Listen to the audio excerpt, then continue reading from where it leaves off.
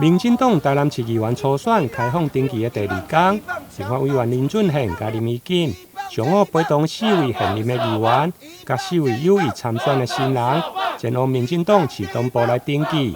除了强调现任优质的问政，另外嘛提出新人的专业保证，希望一棒接一棒传承落去。一棒接一棒，棒棒是好棒，一棒接一棒，棒棒是好棒。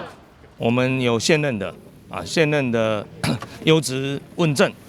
我们也有新人是专业的保证，那他们几位可以说是呢，分别代表民进党的青壮世代，我们有信心推出最好的候选人来为台南市民来服务。民进党一个很好的价值就是传承、接棒传承。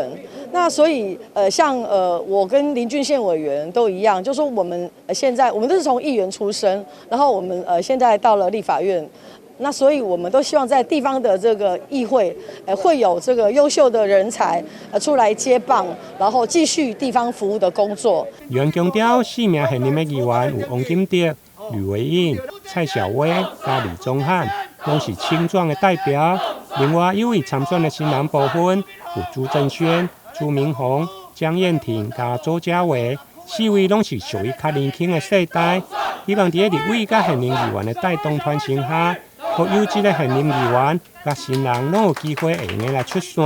为民来服务。台南新闻林根采访报道。